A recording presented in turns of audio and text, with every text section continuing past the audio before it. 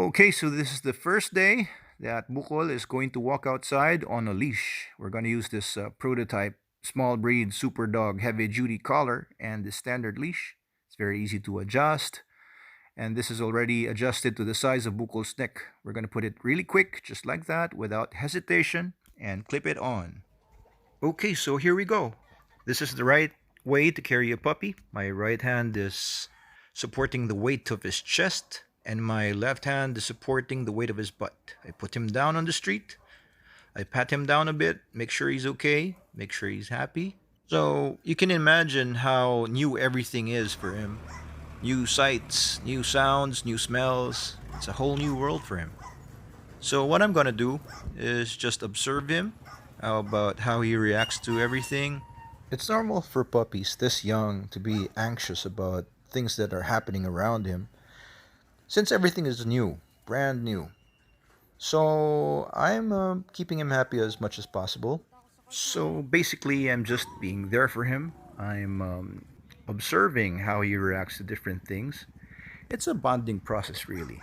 So I keep reassuring him that he's okay by saying, "Good boy, it's okay, good boy," on a high pitch. And that makes him happy. But sometimes I need to correct him by squeezing his muzzle just a little bit like that, or squeezing or grabbing the back or the scruff of his neck, just to make him know that biting on the leash is not desirable. So what that does is divert the attention of the puppy from the leash to me, and that mimics what their mothers do to them when they start being too rambunctious or boisterous. Sometimes they would bite their moms and bite their nipples or necks or ears. So that what the mom does is grab their necks or muzzles slightly, with their teeth. Sometimes not slightly, and that's the way they discipline their young ones. So it's just a mimic of that, and it works. So what I'm doing here is saying no first, no, and trying to divert his attention from the leash. But when that doesn't work, I grab the back of his neck just like that, just enough. Okay, so if you're gonna copy what I'm doing here, don't overdo it. You can really inflict pain to a puppy by doing it too much. Okay, one very important tip is when you're correcting a puppy, always counter it afterwards with opportunities to give them a reward, a verbal praise by saying, "Good boy, very good," or by petting him all over, things that will make them happy. Because if you overdo your corrections, well, they'll end up to be, scared little puppies. They'll be scared of you. So we don't want that to happen. We want them to be balanced puppies, happy puppies. So what we do is find ways to reward them. So when they're doing good, or if they're just chilling, not doing anything bad, just reward them. So what I'm doing here is just allowing him to explore his surroundings. That was a kid who just passed by and he was sniffing him. That was okay. So I tell him, "Good boy."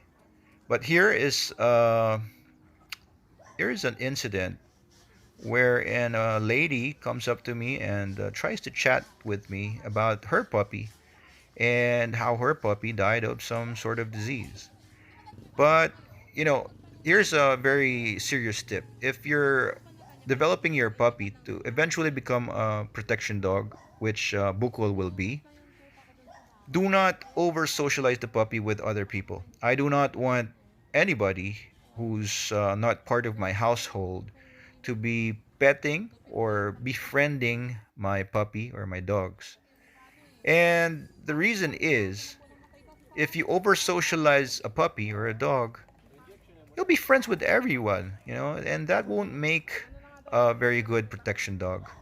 You want a dog to be suspicious of others, and if he's over socialized, you won't achieve that. And you want to be careful of puppies getting, viruses or whatnot from strangers. That's Bukol. He's so handsome. Don't you think? What do you say, Bukol? He agrees.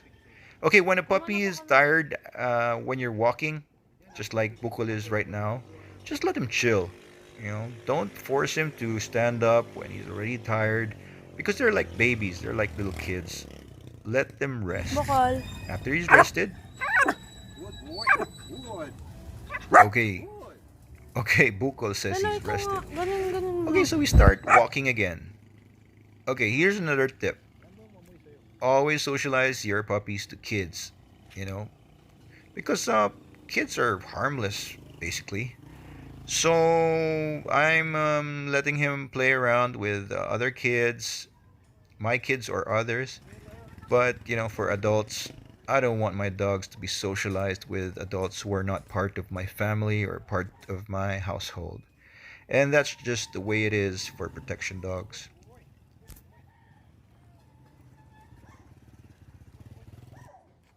So I noticed that Bukol is limping, during our walk.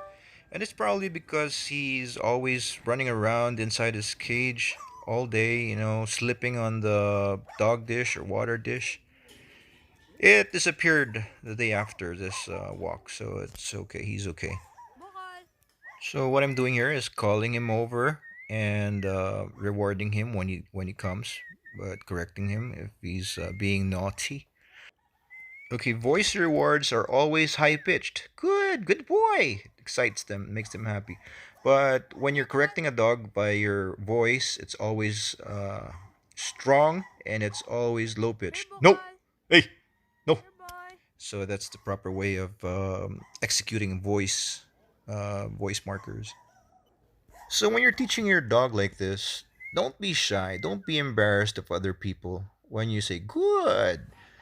Well, do it high pitched.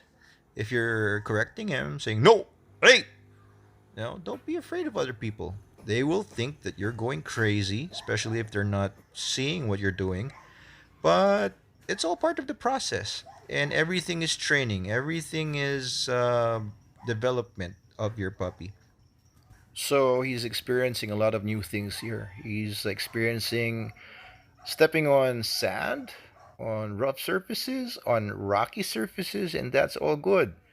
You want to familiarize your dog with all sorts of events, people walking by like that, all sorts of sounds and sights to make a very well rounded puppy.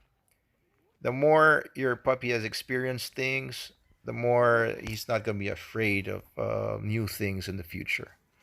So we're headed back home, but he decides to explore some cages where there are fighting cocks of my neighbors.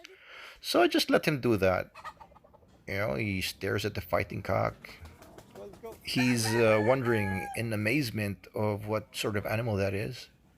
So at this point, I was going to end our training session. It lasted about 30 minutes. So I was giving him hints that I wanted us to go home. But I think he had other ideas.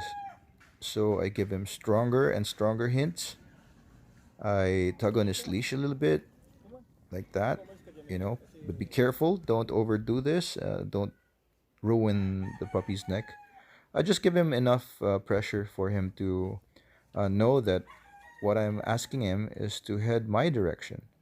And I coax him by my voice, by my body signals.